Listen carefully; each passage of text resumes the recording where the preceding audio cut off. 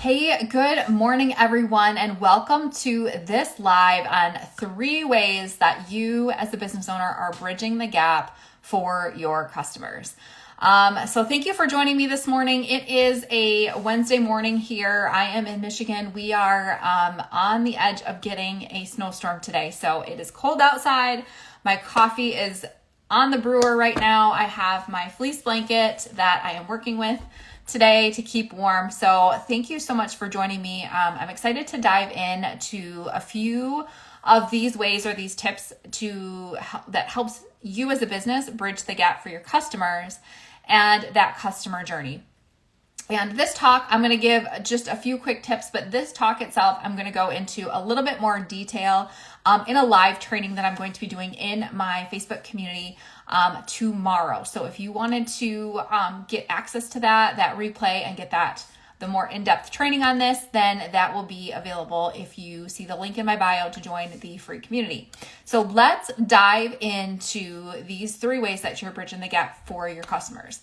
So if we haven't met before, my name is Jen Dice and I'm a Pinterest strategist. So a lot of the things that I do with my clients and my customers is help them map out this path that they have for the customers that they serve in their industry. And that is all based on the offers that they're creating, the content that they're creating, and that journey that their person walks from the very moment that they're early searching on Pinterest all the way through that journey with them till they become active members in their community and ultimately customers and fans of their business. So the first thing we're going to talk about with the ways that you're bridging the gap for your customers on their journey is number 1, that first step is starting where they're at. So they are at a point A when they are searching for things. They're searching for solutions, typically on Pinterest or elsewhere within like the online Google or YouTube or whatever. They're in this point where they know they're at a point A and you're meeting them where they're at that point A. So then you're starting to show up with your value, your content, starting connections, communications with them, relationships with them, conversations. Those are examples of where you're starting at that starting point of meeting them where they're at that point A. That is your starting point. The second piece to bridging the gap is having that final destination in place. So you as a business owner, your final destination could be, it just depends on what your goals are for your business and the customers that you're serving and how you ultimately want to help them.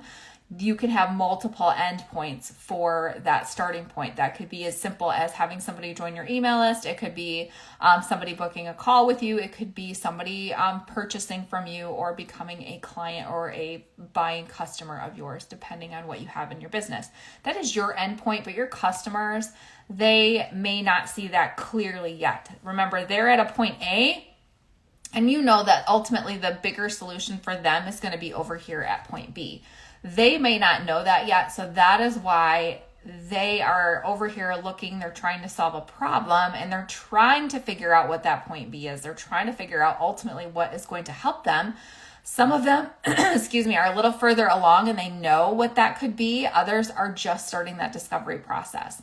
So that is where you're looking at that point B for yourself as a business owner and trying to match what that final end point is. So if it's email list subscribers, if it is having people to opt in, get a freebie, get a low ticket, or purchase a low ticket offer that you have, or book a call with you or something along those lines, those entry level endpoints, that's where you can start to see how you can add value to the person that is at point A to help guide them over to that endpoint or that point B that they might not see right now.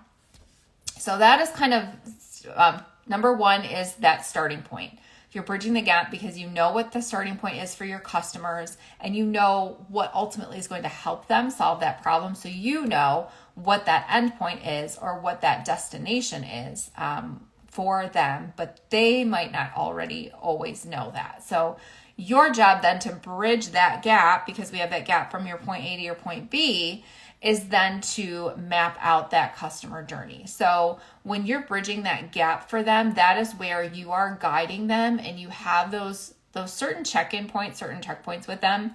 And this can look dramatically different just depending on what type of system that you have for your marketing, what type of, how you manage, like if you're doing social media primarily, if you're running ads, if you're using Pinterest, if you're doing email marketing, if you're reaching out and doing a lot more of the DM type strategy, if you're building an audience, growing a Facebook community, something like that, you can see, if you know where they're at and you know ultimately what's going to help serve them, you can then bridge that gap by giving them these tiny points and checkpoints along the way to guide them that direction.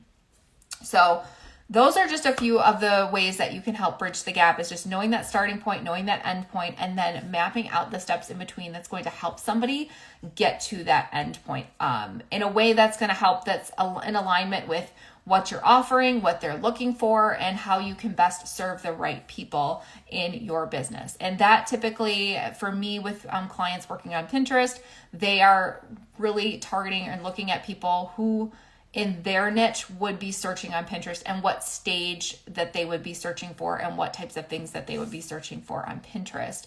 And then they have their goals in place of what they want Pinterest to do for their business. And typically that is purchases or email signups or audience growth. Somewhere along the line, as a business owner using Pinterest as a marketing tool, you're figuring out how to get your potential clients from that point A of Pinterest and searching all the way to that new member of your email list community, new member of your Facebook community, new customer within your business. And that is where you utilize Pinterest to pull people to bridge that gap and walk them on that journey to get to that endpoint. So I hope this was helpful for you guys. I love talking about this because Pinterest itself, it is a traffic tool. It's not a marketing tool that is similar to like social media or the other platforms we're used to using. Pinterest is a visual search engine. So people are on that platform. They're actively searching for things, and therefore they're in a completely different frame of mind compared to your Facebook and Instagram, where people are more so there for social and engagement and just connecting with other people. They're not necessarily there to make a purchase. Or to take an action. They're just kind of there, and that's where you can build those relationships too. But from Pinterest, those people are actively searching for something. They're there for a reason, and they're going to keep looking until they find what they're looking for. So if you are interested in learning more about how Pinterest could be useful in your business, if you're interested in learning more about this process of how I work with clients and help them to get that plan set up for their business using Pinterest, please feel free to drop a comment below. Feel free to reach out to me. If you're catching this on the replay, you can always send me a message. We can chat a little bit about what your business is, what your goals would be with Pinterest, and then how your customers would use Pinterest in those beginning phases of searching for solutions, and how that would apply to you being able to create a community of people that are your best fit clients as they're kind of coming off of Pinterest and actually becoming a part of your community. So if you're interested in learning more about that, please feel free to reach out. Otherwise, I will be back with more tips for you guys next week on Pinterest and marketing in your business. And again, I'm going to go live in my free Facebook community on this tomorrow. On this topic, we're going to do a little bit more of a deeper dive training on this. And as always, in that community, you can ask questions, and I am happy to help you sort those out. So thank you again so much. I hope you guys have a wonderful, wonderful rest of your day and rest of your week, and I will be back next week. All right. Bye, everybody.